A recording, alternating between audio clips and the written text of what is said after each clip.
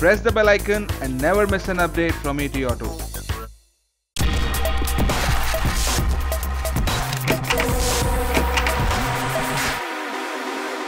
Hello and welcome to ETAuto. Today we have a very interesting personality, Mr. Vijay Chhibber, a retired IAS officer who was part of policy making. Now he is joining us today as a part of a corporate, Scania India, that makes premium commercial vehicles. Welcome to ETAuto. How do you see this transition for yourself? Well, I think it's been a wonderful journey, 37 years in government, and now I am a bit in the corporate world. I run my own company and I'm advisory to several companies including Scania.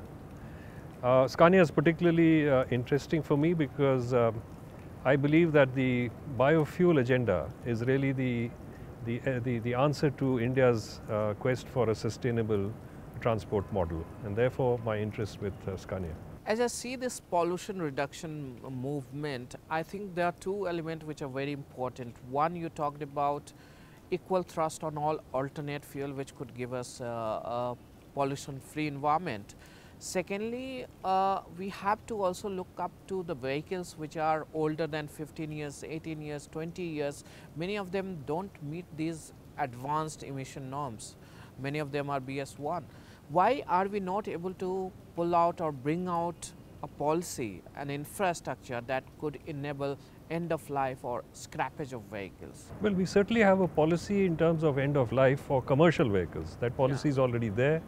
15 years is what is mandated, and in respect of Delhi, I think for the diesel vehicles it's 10 years.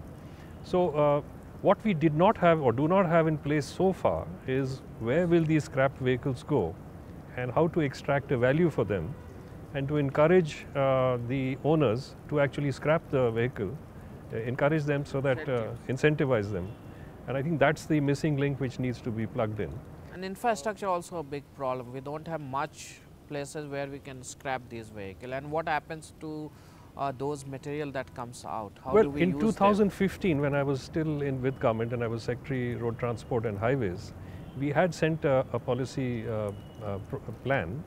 It was under consideration in the Finance Ministry, where we had envisaged that the companies which manufacture and distribute the sale of vehicles through their distribution network could actually be the ones which would then pick up the scrapped vehicles, take them back to 7 or 8 locations, which would have these plants which would extract the value from the old cars and then to crush the materials for reuse wherever it was feasible.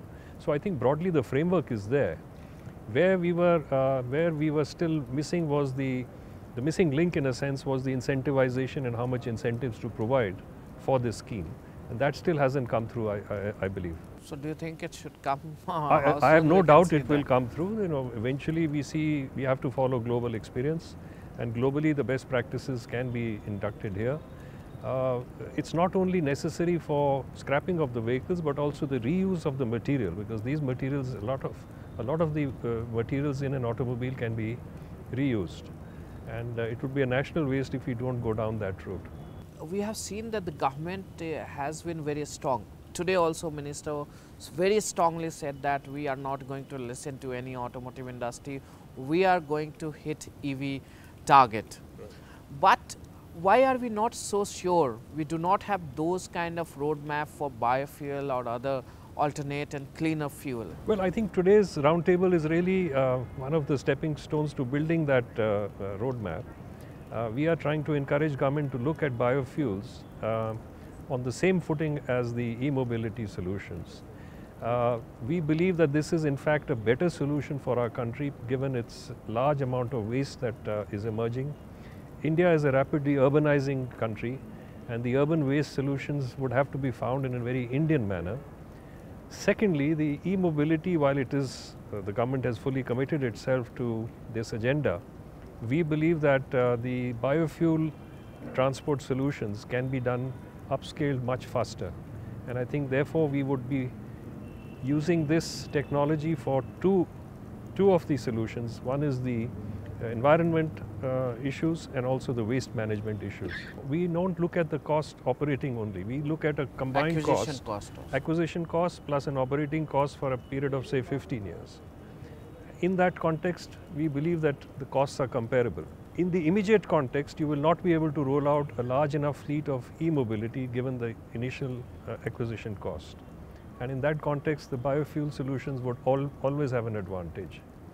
As a back of envelope calculation, we believe that 5 biofuel buses, the high-end buses from Scania, for example, can be bought as against 2 electric buses. And I think the choice would be obvious for me as a public servant and an ex-public servant. I would always support a solution which has larger numbers and can therefore cater to the larger population. How do you see, the roadmap for biofuel vehicles in India?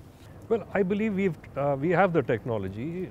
Biofuel is not unknown in India. Biofuel has been in India for 50 years.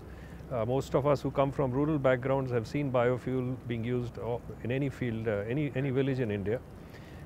Today the technology is robust, it is here, it has been tried and tested, enough pilots have been done. The question now is, are we willing to scale it up? And scale it up in a dramatic enough manner that these vehicles start getting indigenized, be part of the Make in India solution. Biofuels also will require to be collected. The energy, the waste would have to be collected. This will create huge number of jobs. This is really the crying need of the Indian economy, to create jobs, particularly in the rural areas. I think it's a no-brainer that biofuels is the future for India. You were part of this motor vehicle and safety bill. Why are we not seeing this? It's stuck at state level. Do you think it will see the light of the day? I'm so glad you asked me this question, because I cannot for the life of me believe we are taking so long. This is one bill which has bipartisan support. All political parties we have spoken to, they completely support the bill, and yet it's taking so long. So I don't really understand. Probably this is one of the only bipartisan bills today. Even GST, which was substantially bipartisan, had issues about my way or your way. In this particular case, I think all political parties are together. Complete agreement. Complete agreement, and yet it's taking so long. But being an optimist, I believe that we are very close to getting to the final stages, and hopefully in this only a few months of Parliament session. I don't think it requires too much time in Parliament once the decision is taken to fast forward it. This is really a transformational bill that we need, when it comes to safety, when it comes to a lot of policy that will bring in, but unfortunately not happening. Do you think other problem for India is roads? We talk about not having road, but in fact we have the largest network of roads, but we do not have good maintained, or you can say well designed road, or we do not have right kind of projection like this road, how much of vehicular traffic it is going to have in coming few years. So are we failing in that count? What is the real reason? Because we waste a lot of money on road congestion and all these checkposts. We have been talking a lot about that there is going to be a freeway, we are going to bring RFID, etc., etc. Why are we not able to cope up with this? Yeah, so I think your question has 2-3 subsects. Let me first look at the quality of the road. The quality of the road is really a function of what standard of road you want to build. So we have in India itself instances of very excellent highways comparable with the best in the world, slightly less expensive roads, and so on and so forth. As we move from the national highways to the state highways to the district roads, the specifications are different, and therefore different maintenance cycles are prescribed. NHAI is now experimenting with the new hybrid annuity model, which provides for the construction agency to maintain the road for 15 to 20 years post completion. And I think that's the way forward, rather than having a separate maintenance cycle, whether you have funds for that. The idea should be to build into the project itself the maintenance requirements, at least for a reasonable period of 15 to 20 years. So as far as the construction and maintenance side is concerned, I think that should answer the question. The other part you mentioned about checkposts, I think that is also an issue which will fade out now that GST is very much there and we are really part of a all India economy. So I think the checkpost culture, if you may like to call it, will begin to start fading away from now on. Yes, we have taken unduly long in the FASTag rollout. There were contractual issues, there were technology issues. I am told that now those have been cracked and the pickup in terms of FASTag installation and usage is rapidly increasing. It's not a very difficult thing. It's probably more in the realm of implementation, and therefore I believe once it starts rolling out, people will realize the benefits of this. Government has also gone and given certain incentives for use of FASTags. I'm sure that will find traction in the short run. How important do you think is incentive when it comes to bringing in cleaner vehicle like electric vehicle or biofuel?